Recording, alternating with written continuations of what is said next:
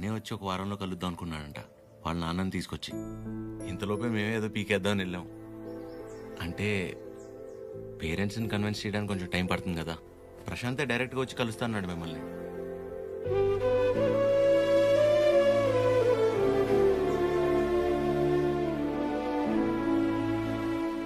నువ్వేం వరి అవద్దు ఆద్య, నేను చూసుకుంటాను.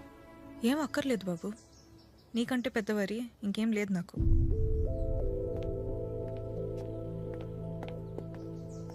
ఎప్పుడు అర్థం చేసుకుంటుందో ఏంటో.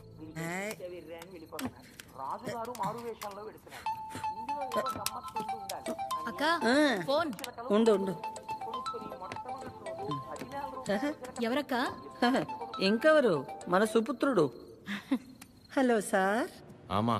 నమస్తే సార్. నా పేరు పద్మావతి అండి. నన్ను మీరు పద్మమ్మ అని పిలుస్తారు. గుర్తున్నానండి అసలు? పద్మమ్మ. మాట్లాడకు. 2 నిమిషాలు కుదరట్లేదురా నీకు ఫోన్ చేయడానికి? నేను చేస్తే కట్ చేస్తున్నావేంట్రా? అంటే ఏదో పనిలో ఉన్నామా. సరే సరే సరే సరే ఉండు ఉండు ఆదికిస్తున్నాను. చిరు. హలో. ఆమా. ఏంట్రా, ఎలా ఉంది అక్కడ పరిస్థితి? ఇప్పటిదాకైతే అంత బానే ఉంది, చూడాలి. సరే, అది ఎలా ఉంది? బానే ఉందమ్మా. మా ఒక్క నిమిషం మళ్ళీ చేస్తా. అదే చేస్తుంది. హలో చిరు, చెప్పాద్యా. ప్రశాంత్ ఇంకా రాడని డిసైడ్ అయ్యి ఇందాక ప్రవళిక సూసైడ్ చేసుకోపోయింది. ఏంటి? లక్కీగా నేను చూశాను కాబట్టి సరిపోయింది. ప్రేమ ఒకటే నా లైఫ్లో, చేతగాని దానిలో ఏంటా పిచ్చి పని? బుద్ధి లేకపోతే సరే. అద్యా, ప్రాలిక ఏంటిది? ఏం చేయమంటారు? వాడు వదిలేసి వెళ్ళిపోయాక సగం చచ్చాను. ఇప్పుడు నేను ప్రెగ్నెంట్ అని తెలిసిందే. నన్ను ఇంకేం చేయమంటారు? అందుకే బతికే ధైర్యం లేక, కడుపులో ఉన్న బిడ్డను చంపుకోలేక చచ్చిపోవాలనుకున్నాను. ఇవాళ నన్ను ఆపినంత మాత్రాన నా నిర్ణయం అయితే మారుతాద్య. రేపైనా నేను చేయగలిగేది ఇదే.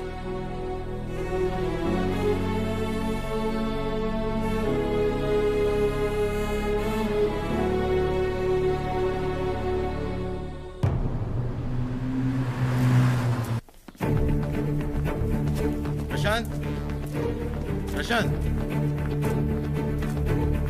అమ్మా, తిని పేరు ప్రాలిక. ప్రశాంత్ ప్రేమించి పెళ్లి చేసుకుంది తిన్నే.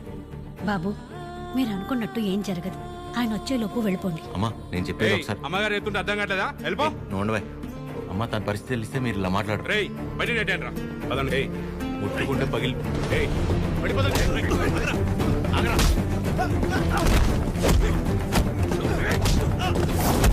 ఆడపిల్లల మీద చేసుకోమంటావు ఏంట్రా?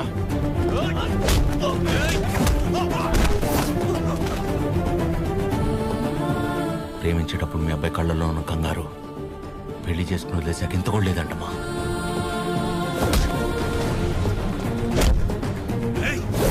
చిరు,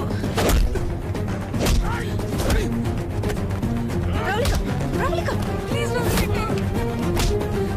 నా వల్ల మీరు ఇబ్బంది పడింది చాలు. ఏం చేస్తావు? చచ్చిపోతావా? పాపం అమ్మ, తను చావబోతుంటే అదృష్టం కొద్ది కాపాడి తీసుకొచ్చు.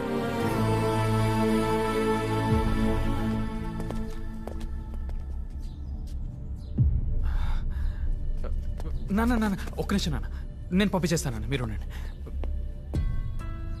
బ్రదర్, మీకు ఆల్రెడీ చెప్పాను కదా, బయలుదేరండి బ్రదర్. పెద్ద ప్రాబ్లం అయిపోతుంది, బయలుదేరండి ప్లీజ్.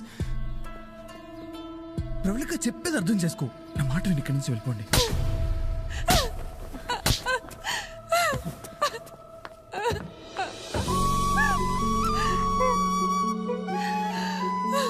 నీ వల్ల ఎన్ని మాటలు పడ్డానో తెలుసా? నేను నీ వెంట పడ్డానా? ప్రేమించమని అడిగానా? పెళ్లి చేసుకోమని చెప్పానా? ఎంత నమ్మాను రా నిన్ను.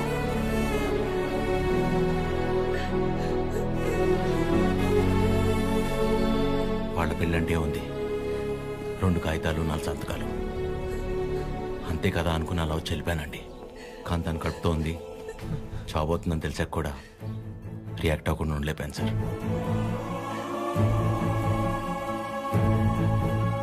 అయినా ఇదంతా జరిగింది నా వల్లే కాబట్టి ముందు నన్ను చంపేయండి, తర్వాత మీ ఇష్టం. ఏ భార్యనా తన తల్లి కాబోతుందన్న విషయం ముందు తన భర్తకే చెప్పాలనుకుంటుంది. మీకు మీ ఆవిడ అలాగే చెప్పుంటారు. అలాంటిది నేను ఎవరో మూడో వాడిని. నేను చెప్తే కానీ తెలుసుకోలేని పరిస్థితిలో ఉన్నాడు సార్ మీ అబ్బాయి.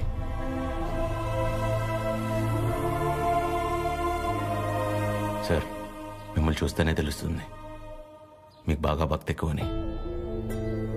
భార్యాభర్తలను విడదీసినవాడు ఎంత గొప్ప భక్తుడైనా రావణుడు రాక్షసుడిగానే మిగిలిపోయాడు సార్.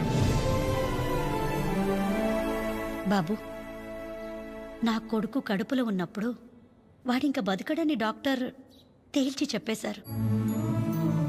ఇంచుమించు 7-8 గంటలు మమ్మల్ని భయపెట్టి గాని ప్రాణాలతో బయటపడలేదు వీడు. కదండి?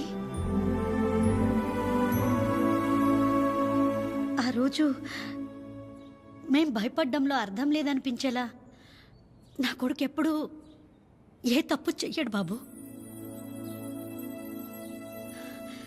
ఏమంటారండి?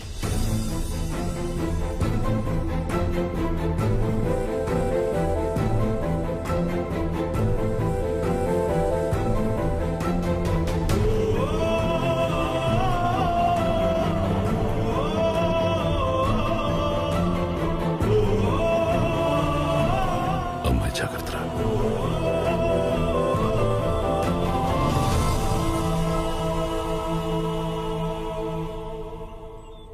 ఇంకా నీ ముఖం చూసే ఊరుకుంటున్నాను ఒకలా. మర్యాదగా వాడిని ఇక్కడి నుంచి వెళ్ళిపోమని చెప్పు. అదేంటండి, వాళ్ళకి ఇంకేం ప్రాబ్లం రాదు, నన్ను నమ్మండి. దాని ముఖం చూడటమే పాపం. ఆంటీ కోపడకుండా ఒకసారి వినండి. నీకేం తెలీదా అద్యా? ఇంకా ఇక్కడే నుంచున్నారే, వాళ్ళని ఎక్కడో చోటుకెళ్ళి చావమను. అరే, కలిసి బతుకుదాం అనుకుంటే చచ్చిపోమంటారేంటండి? మాట్లాడుతుంటే మధ్యలోకి వస్తున్నావు. అసలు ఎవరు నువ్వు? నీకేం సంబంధం? నీకు నాకు సంబంధం ఉంది కదా. నేను మీ కూతుర్నే కదా. ఏం తెలుసు నా గురించి నీకు మీ ఆయనకి? ప్రవళిక, నిజంగానే ఏం తెలీదా ఆంటీ? ఇష్టం కష్టం చెప్పుకోవాలనిపించి నాన్న మీతో మాట్లాడాలంది అంటే తప్పించుకొని తిరిగేవాడు. ఎక్కడ ఏం అడుగుతానో ఏం చెప్తానో అని. ఇక ఈవిడ మైండ్ సెట్కి తగినట్టుగానే నేను ఉండాలి. ఇంట్లో ఆడపిల్ల కన్నీళ్లు తుడవడానికి చేతులు రానప్పుడు మాటలు కూడా రాకూడదమ్మా. ఎవరో ఆడదైనా తన ఇంట్లో మనిషి అనుకొని కన్నీళ్లు తుడవాలనుకునేవాడికి ఏ సంబంధం ఉండక్కర్లేదమ్మా.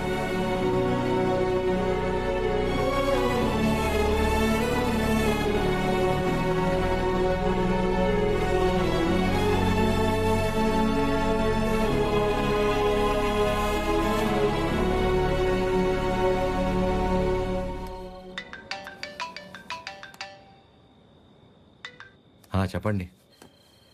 ఏం చేస్తున్నావు? ఏం లేదండి, నాకు బాగా ఇష్టమైంది మీ దగ్గర ఒకటి ఉండిపోయింది. అది ఎప్పుడు తిరిగిస్తారా అని ఆలోచిస్తున్నా. అవునా? ఏంటది? నిద్ర అండి, నిద్ర. రేపు పొద్దున మా అమ్మ బ్రేక్ఫాస్ట్కి రమ్మంది. ఏ? ప్రవళిక విషయంలో హెల్ప్ చేసావు కదా, అందుకే. అయితే టిఫిన్ పెట్టి 1000 నోట్ 10 ఇచ్చి పంపించేస్తారా? ఏం సార్, సరిపోదా? మీరేమంటే అది తప్పదు కదా, పెద్దోళ్ళు. ఇంకా కనపడవు కానీ నీకు నేనంటే ప్రేమే కదా. అమ్మ పిలుస్తుంది. I'll call you later. Hello hello. Bye.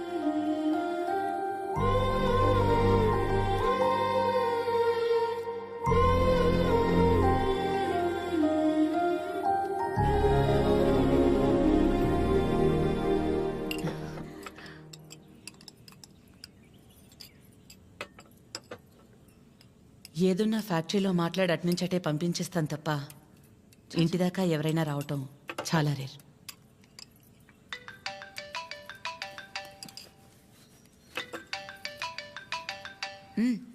మాట్లాడు, పర్లేదు. పర్లేదండి, అంటే 9 అయింది కదా, తిన్నానా లేదా అని అమ్మ ఫోన్.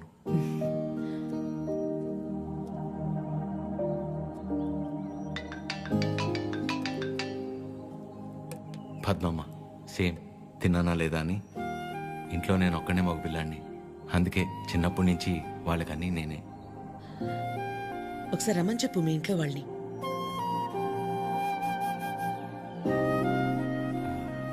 పర్లేదండి. పర్లేదేంటి, రమ్మను.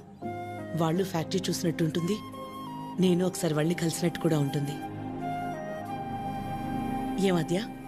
అవునమ్మా, రామని చెప్పండి. సరే అండి.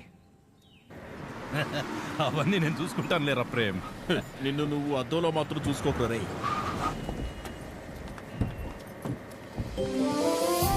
చిరు ఎలా ఉన్నావురా? బాగుందమ్మా. నువ్వు లేకుండా ఇంట్లో ఏం తోచట్లేదు నాన్న. టైంకి తింటున్నావా? ఇక్కడంతా బాగానే ఉందిగా. ఎక్కడ ఉంటున్నావు? షూ. అన్నీ ఇప్పుడే చెప్పాలా, తర్వాత చెప్పచ్చా? సరే సరే, తర్వాత మాట్లాడుకుందాం. బకుల గారు, నమస్తే. నమస్తే. లక్ష్మమ్మ, పద్మమ్మ, శారదమ్మ, శాంతమ్మ, గౌరమ్మ. అందరూ అమ్మలు సరే, ఇంతకీ అసలు అమ్మెవరో? కడుపులో 9 నెలలు మోసాను కాబట్టి సీనియర్ అనే తప్ప వాడి విషయంలో అందరూ ఈక్వలే. ఆద్య ఎక్కడ? అంటే పద్మమ్మ అందరినీ బాగా కలిపేసుకుంటుంది అనమాట. కీర్తన పెళ్లి జరిగింది కదండి, అక్కడ కలిశారనమాట. అంతే కదా. ఇంట్లో ఉంది. Hello aunty. నమస్తే. ఆడపిల్ల ఇలా ఉంటే తన ఎంత అందంగా ఉందో అద్దంలోకి చూసి తెలుసుకోవాల్సిన అవసరం లేదు. తనని చూసే వాళ్ళ కళ్ళలోకి చూస్తే చాలు. నా దిష్టే తగిలేలా ఉంది. ఆద్య, నీకోసం పనీర్ జిలేబీ. డబ్బా ఇవ్వకపోయినా పర్లేదు, మొత్తం తినేసాయి.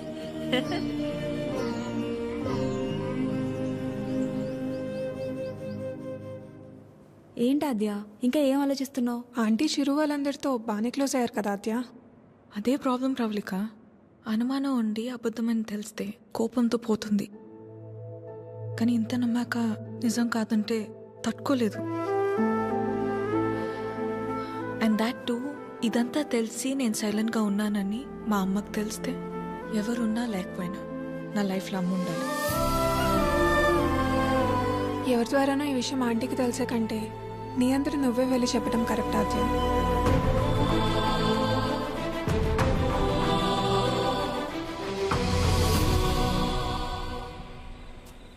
ఆ గొలుసు కొనడానికి మా లక్ష్మి 4 షాపులు తిరిగింది. ఫ్యాక్టరీ వర్కర్స్ లా కాకుండా ఫ్యామిలీ మెంబర్స్ లా చూసుకుంటున్నారు. ఇక్కడ పనిచేసే వాళ్ళ పిల్లల చదువులు, వాళ్ళ మంచిళ్లే కాక ఇప్పుడు వాళ్ళందరికీ ఇళ్ళు ఉన్నోళ్ళందరికీ ఇలా ఇవ్వాలన్న ఆలోచన ఉండాలని లేదు కదా భయ్యా. చాలా థ్యాంక్స్ మేడం, మాకెంతో చేస్తున్నారు. మా మేడం చాలా గ్రేట్ భయ్యా.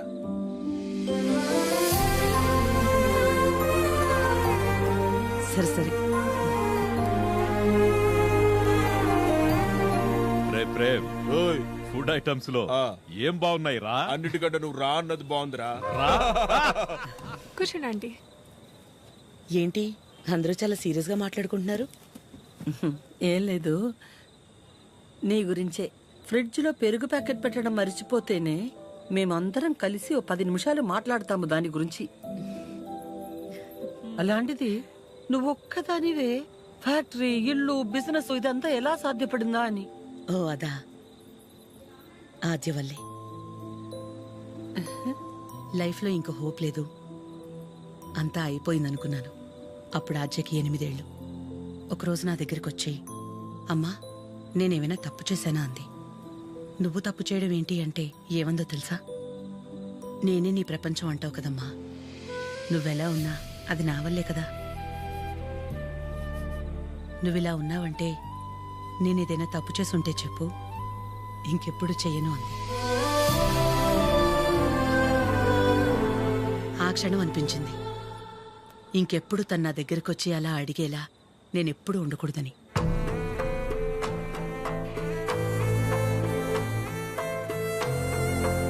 అందరిలా నా కూతురు కాదన్న నమ్మకమే నా బలం.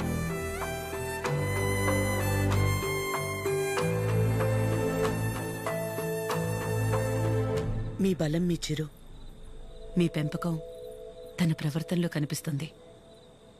చాలా బాగా పెంచారు మీ చిరుని. చిరు, ఇంతమంది ఆడవాళ్ల మధ్య పెరగడం నీ అదృష్టం.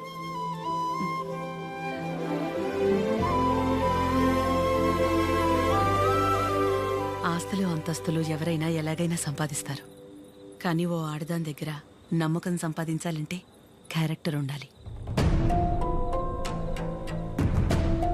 ఎలాంటి పరిస్థితుల్లోనూ ఏ కారణం చేత నీ వల్ల వాళ్ళకి ఏమచ్చా రానివ్వదు.